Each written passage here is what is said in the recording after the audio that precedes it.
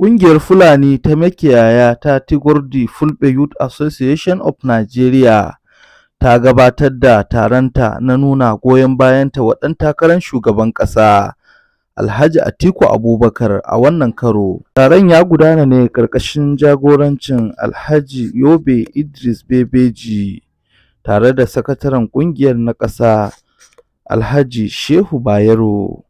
Ga kaɗan daga cikin yadda taron ya gudana.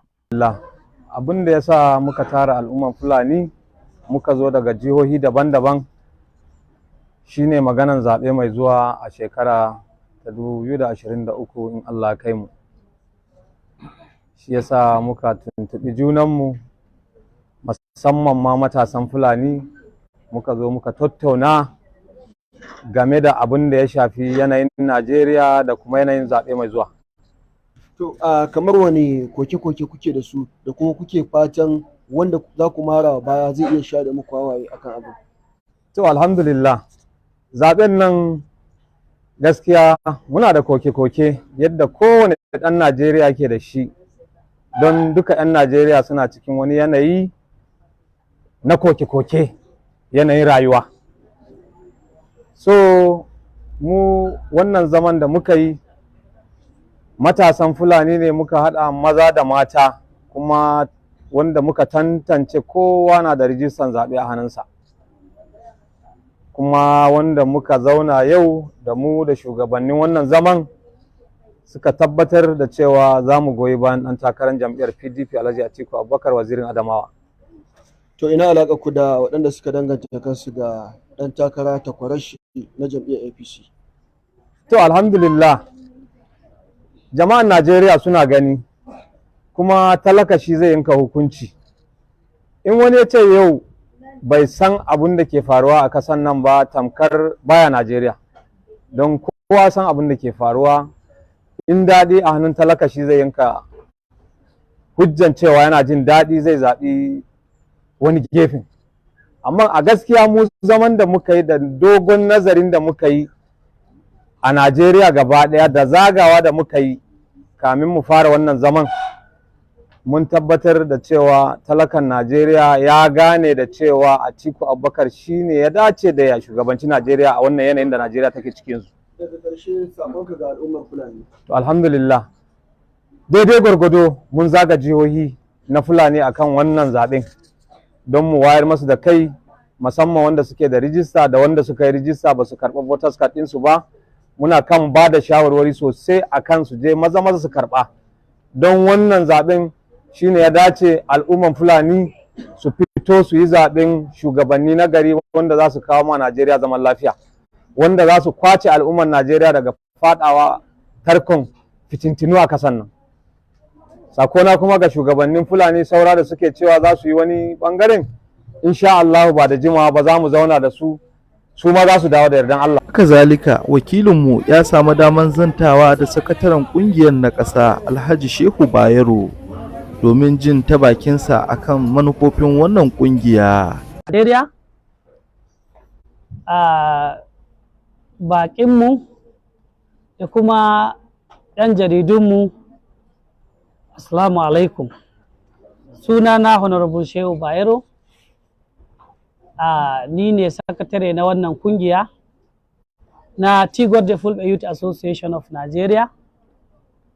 Yau 9 ga watan 1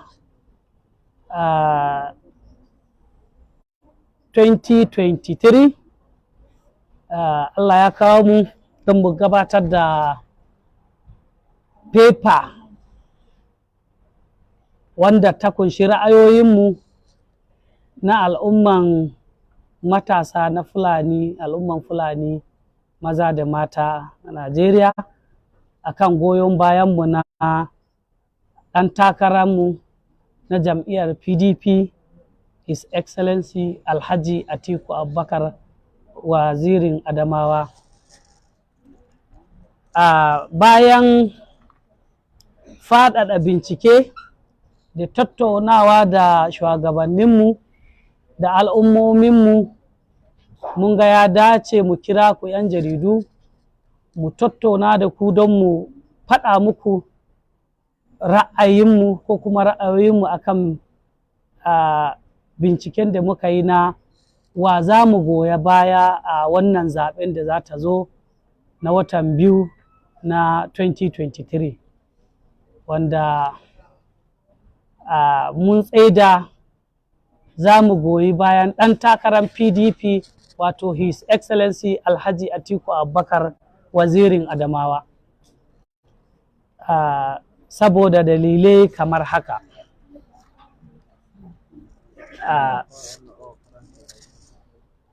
Mun zartar cewa mu goyi bayan Alhaji Atiku Abubakar kamar yadda na faɗa, kamar dalilai kamar haka. Na farko, mun fahimci Alhaji Atiku Abubakar shine kaɗai wanda zai iya haɗa kan al'umman Najeriya saboda gogewansa a siyasa, daɗewansa a siyasa da gwagwarmiya da ya yi, ya san lunguna da saƙuna da damuwoyin mutane a Najeriya. Mun kalli kuma a matsayin shi na ɗan siyasa na tsohon mataimakin shugaban ƙasa a mulkin PDP na baya,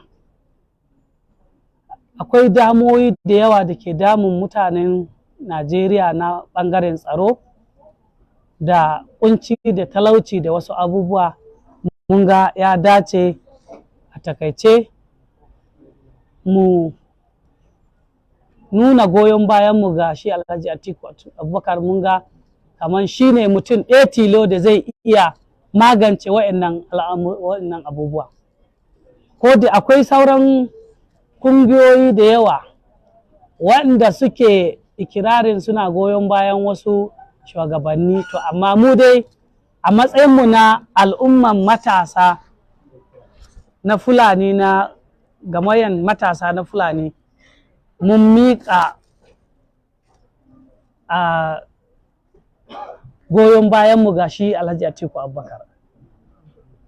Insha Allahu muna fatan idan Allah ya kai mu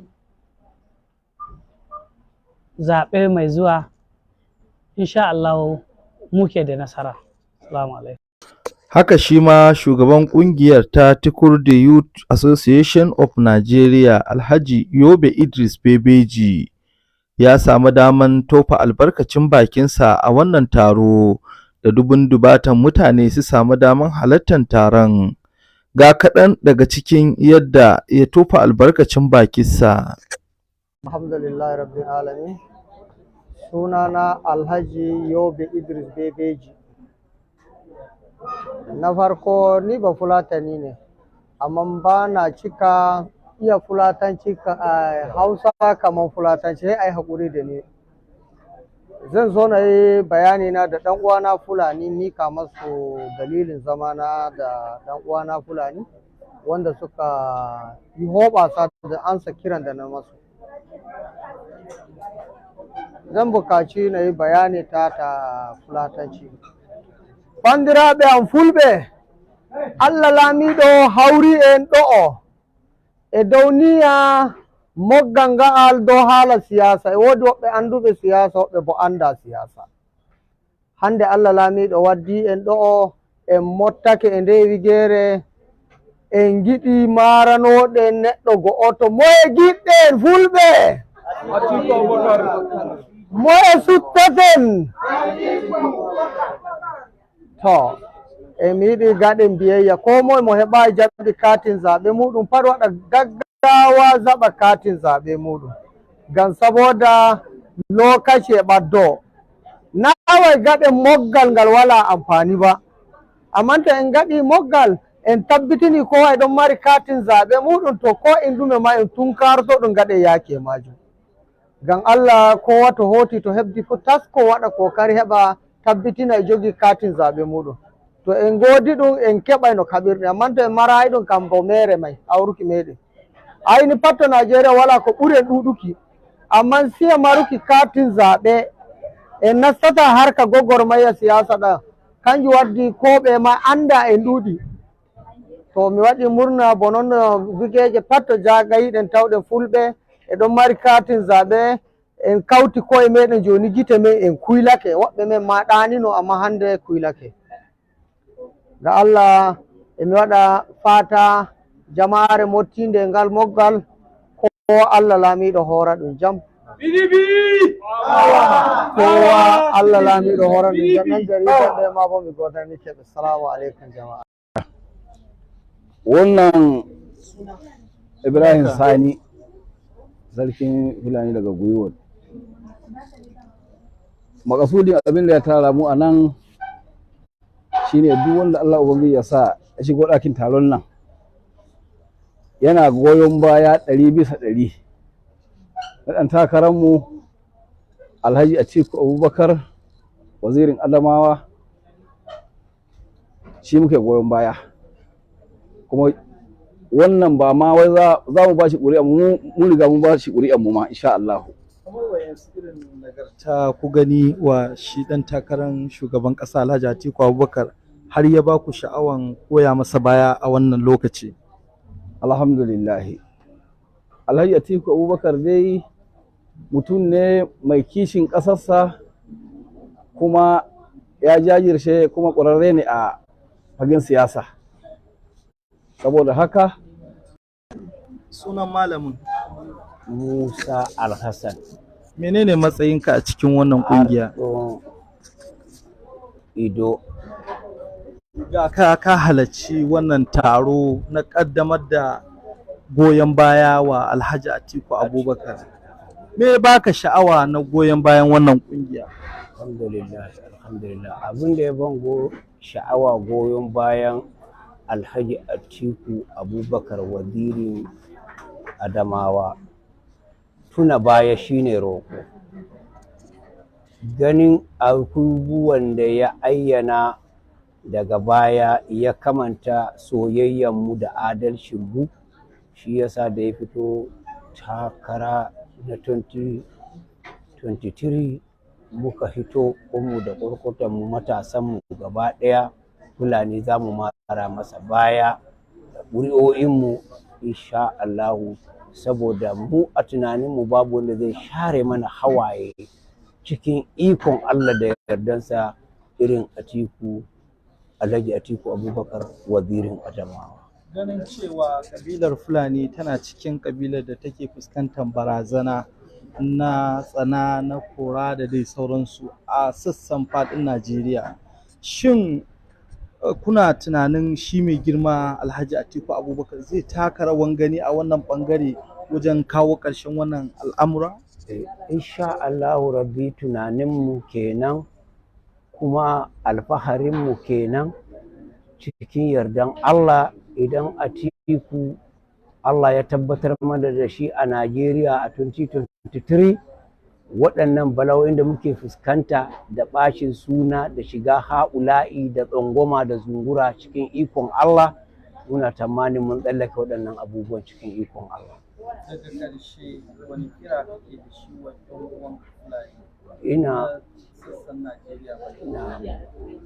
Sassan Najeriya 36 ina kiran Fulaninmu da babban murya su hito da ƙonmu da ƙwarƙwatanmu mu nuna zagircewa, saboda Allah tabaraka wa ta'ala ya tabbatar mana da wazirin Adamawa Alhaji Atiku Abubakar, kuma ya zamanto sala sanadiyan share muna hawaye a ƙasa Najeriya mu al'umman Fulani.